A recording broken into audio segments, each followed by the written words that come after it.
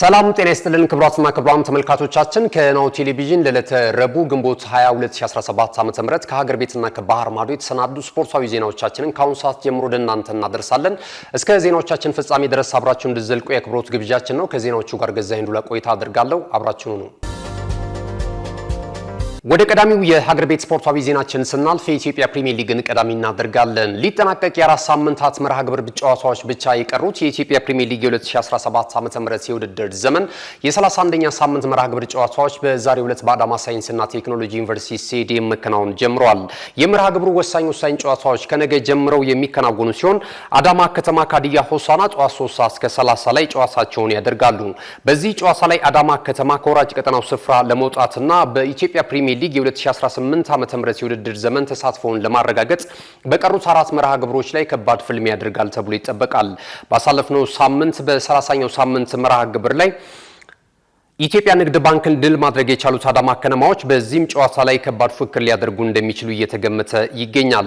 ይህ ጨዋታ ፍጻሜውን እንዳገኘ መውረዱን ያረጋገጠው ወልዋሎ ዲግራት ዩኒቨርሲቲ ለሻምፒዮናነት እየተፎካከረ ከሚገኘው ኢትዮጵያ ቡና ጋራ ጨዋታውን የሚያከናውን ይሆናል። አመሻሽ 12 ሰዓት ላይ ደግሞ ወላይታ ዲቻ ከኢትዮ ኤሌክትሪክ ጋር ጨዋታቸውን የሚያከናውኑ ሲሆን መርሃ ግብሩ በቀጣዩ ቀናትም ቀጥለው የሚከናወኑ ይሆናል። የሊጉን የደረጃ ሰንጠረዥ ኢትዮጵያ መድን በቀዳሚነት ሲመራ ኢትዮጵያ ቡና ሁለተኛ ደረጃ ላይ ተቀምጧል። የከፍተኛ ጎል አስቆጣሪነቱን ትራክ ሀሊ ሱሌማን ከሐዋሳ ከተማ በ14 ግቦች በቀዳሚነት ሲመራ ጌታነህ ከበደ ከፋሲል ከተማ በ12 ግቦች ይከተላል። ሐመድ ሁሴን ከአርባ ምንጭ ከተማ እንደዚሁም ሽመልስ በቀለ ከመቻል 11 ግቦችን ከመረብ በማሳረፍ ተከታዩን ደረጃ ይዘውታል። ወደ ዳርት ስፖርት ዜናችን አልፈናል።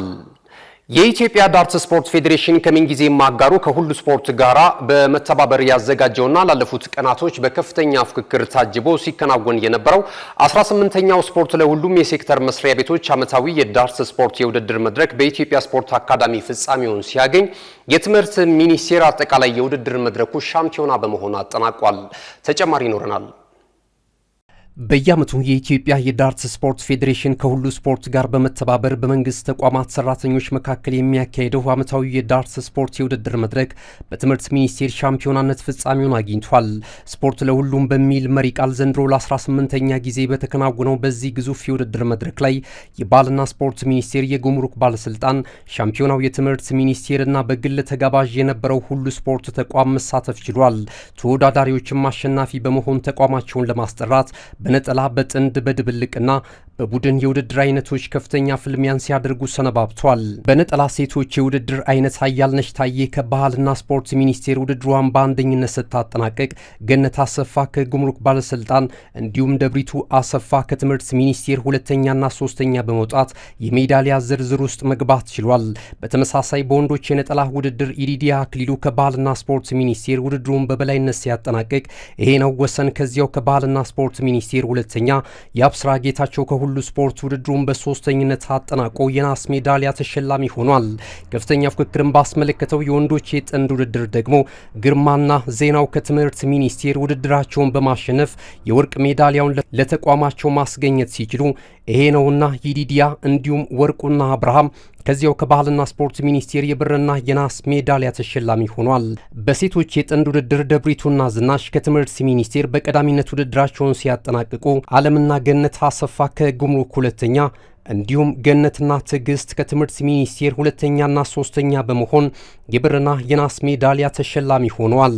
በቡድን ወንዶች ባህልና ስፖርት ሚኒስቴር አሸናፊ ሲሆን፣ በሴቶች ደግሞ የጉምሩክ ባለስልጣን አሸናፊ ሆኗል። በዚህም መሰረት ከፍተኛ ነጥብ ማስመዝገብ የቻለው የትምህርት ሚኒስቴር የ2017 ዓ.ም የውድድር መድረክ አጠቃላይ አሸናፊ ሆኗል። በአጠቃላይ የውድድር መድረኩን አፈጻጸም በተመለከተ ከናሁ ስፖርት ጋር ቆይታ የነበራቸው የፌዴሬሽኑ ምክትል ፕሬዝደንት አቶ ክፍሌ አሰፋ ይህንን ብሏል።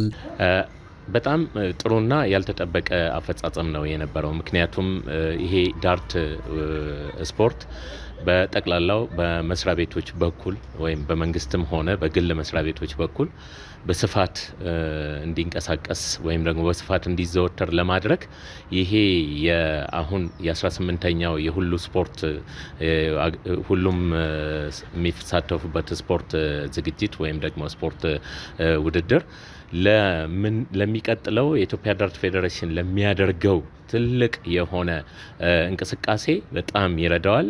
እንቅስቃሴውም ወይም ደግሞ ስፖርት ውድድሩም ደግሞ ድምቅ ባለና ባያችሁት መልክ በጣም ግሩም በሆነ መልክ ነው የተከናወነውና ተሳታፊዎቹም በጣም ደስ ብሏቸውና ሞራላቸውም ለወደፊቱም ደግሞ ትልቅ ደረጃ ላይ ለመድረስ ትልቅ የሆነ ስንቅ የገበዩበት ነው ብዬ አምናለሁ። የፌዴሬሽኑ ስራ አስፈጻሚና አቃቢ ንዋይ ወይዘሮ አዜብ ዱላ በበኩላቸው ውድድሩ ዘንድሮ በተለየ ሁኔታ የሴቶችን ተሳታፊነት ማረጋገጥ በመቻሉ ደስተኛ ሆኛለሁ ብሏል። በአጠቃላይ ዳርት ደስ ብሎኛል። ጥሩ ነው ውጤታቸው። በተለይ ደስ ያለኝ ሴት እህቶቻችን በጣም የተሻለና የላቀ ውጤት ስላመጡ እንደ ሴትነቴም እንደ ስራ አስፈጻሚነቴ እጅግ አድርጌ ላመሰግን እወዳለሁ። ለምን እናቶች ብዙ ጊዜ ወጥቶ እንደዚህ አይነት ጨዋታ አንጫወትም፣ ወደ ቤት ነው ከስራም ስምምነጣ ወደ ቤት ስለምንሮጠው። ግን እንዲህ ትኩረት ሰጥቶ መስሪያ ቤቱ ራሱ እናቶችን ማሳተፍ እህቶችን ማሳተፍ የተለመደ ቢሆን የተሻለ ውጤት ይኖራቸዋል ብዬ አስባለሁ። ውድድሩን በዳኝነት ከመሩ ባለሙያዎች መካከል አንዷ የሆነችው ኢንተርናሽናል ዳኛ ሰላም ግርማ ውድድሩን አስመልክታ ተከታዩን አስተያየት ሰጥታለች። ከዳኝነት አንጻር ውድድሩ ደማቅና ሁሉም ሚኒስቴር መስሪያ ቤቶች በአግባቡ ተወካዮቻቸው ልከው ተወዳዳሪዎቻቸው ዲሲፕሊን በሆነ መልኩ ውድድራቸውን ሲመሩ ቆይተዋል። እንደተመለከታችሁት በደማቅ ሁኔታ ነው የተጠናቀቀው። በአብዛኛው ሁሉም መስሪያ ቤቶች ሁለት ውድድሮችን ያሸነፉበት እንዲሁም ደግሞ ያልተገመተ የአጠቃላይ አሸናፊ የታየበት ደማቅ ውድድር ነበረ። ምክትል ፕሬዝደንቱ የተሳታፊ ተቋማትን ብዛት ከፍ ለማድረግ ፌዴሬሽኑ እየሰራ እንደሚገኝ ተናግሯል። እንግዲህ ያለፈው ዓመት ምናልባት የተሳታፊ ቁጥር ትንሽ በርከት ብሎ የነበረ ቢሆንም ነገር ግን አሁን ይሄንን የስፖርት ውድድር ለማከናወን የተሳተፉት 4 ተሳታፊዎች ናቸው። አንዱ በግል ድርጅት የተሳተፉ ሲሆን 3ቱ ደግሞ በመንግስት መስሪያ ቤቶች የተወዳደሩ የተሳተፉ ተሳታፊዎች ናቸው። የሚለየው ይሄን ነው። በተረፈ ሁሉም አንድ አይነት ነው ብለን እናምናለን። ወይዘሮ አዜብ ፌዴሬሽኑ ከዚህ የተሻለ ስራዎችን እንዲሰራ መታገዝ ይኖርበታል ሲሉ ሀሳባቸውን ሰጥቷል። አጠቃላይ እንግዲህ እንደ ኢትዮጵያ ዳርት ፌዴሬሽን ዳርት ፌዴሬሽን ራሱ ትኩረት ሰርቶ መስራት አለበት ይሄን ስራ። ለምን የታወቀ ጨዋታ አይደለም። እንደ ቮሊቦል፣ እግር ኳስ ጨዋታዎቹ ሁልጊዜ የሚታይ ነገር አይደለም። ለዚህ ይሄን ነገር ደግሞ አጉልቶ መውጣት ያለበት እንደ ስራ አስፈጻሚ እኛም ሆነን እንደ ዋነኝነት ደግሞ ስፖርት ፌዴሬሽን ይሄን ጨዋታ በየቢሮ በየሆቴሉ ይሄን ነገር ቢስፋፋ ከሌላኛው ጨዋታዎች የደራ ይሆንና ጨዋታው የሚወደድ ይሆናል። ለምን ሽማግሌ አይልም፣ እድሜ አይገድብም። ይሄ እየተጫወቱ የሚጫወት ስለሆነ ትንሽ ቦታ የሚወስድ ስለሆነ ይሄን አክስ ስቴዲየም አይፈልግም፣ ግቢ አይፈልግም። በተቻለ በየመስሪያ ቤቱ በየሆቴሉ ትንሽ ፓርቲ ወስዶ የሚጫወት ነገር ስለሆነ ህዝቡም ይሄን እንዲለምደው ፌዴሬሽን እኛም የፌዴሬሽን ስራ አስፈጻሚዎቹ ትኩረት ሰርተን እንድንሰራ ብዬ መልእክት አስተላልፋለሁ። ከዳኝነት አንጻር ዓለም አቀፍ ልምዶችን በመቅሰም ሙያውንና ስፖርቱን በኢትዮጵያ ለማሳደግ እየሰሩ እንደሚገኙ ኢንተርናሽናል ዳኛ ሰላም ግርማ ትናገራለች። አሁን ላይ ያለን ተሞክሮ ምንድነው? የምስራቅ አፍሪካ ውድድር ላይ ተሳትፈናል። ከሌሎች ሀገራትም ጋር እያወራን ነበረ። የኢትዮጵያ ብሔራዊ ቡድን ልኡካን የሆኑ ተወዳዳሪዎች ከኢትዮጵያ ውጭ ሄደው የሚወዳደሩበት ከዚህ በፊት 1-2 ሙከራዎች ነበሩ።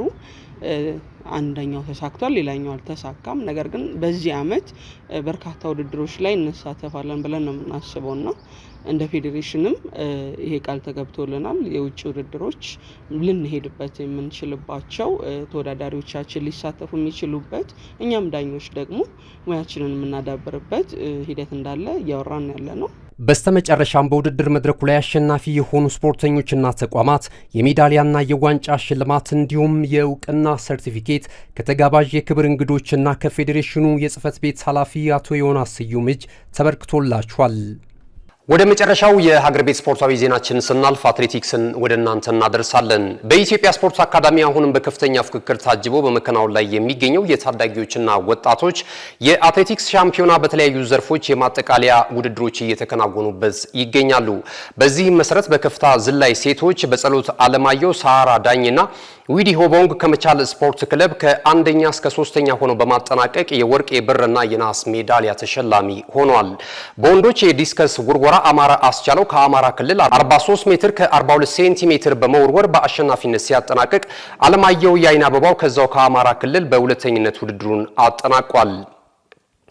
በከፍታ ዝላይ ወንዶች የጥሩነሽ አካዳሚው አትሌት ዲኤን ዳን 1 ሜትር ከ42 ሴንቲሜትር ከፍታን በመዝለል በውድድሩ ላይ በአሸናፊነት ሲያጠናቅቅ ብሩክ ኢያሱ ከኦሮሚያ ክልል ሁለተኛ፣ የኢትዮ ኤሌክትሪኩ ኦግሌ ኤጄሎ ከኢትዮ ኤሌክትሪክ በሶስተኝነት ውድድሩን አጠናቋል።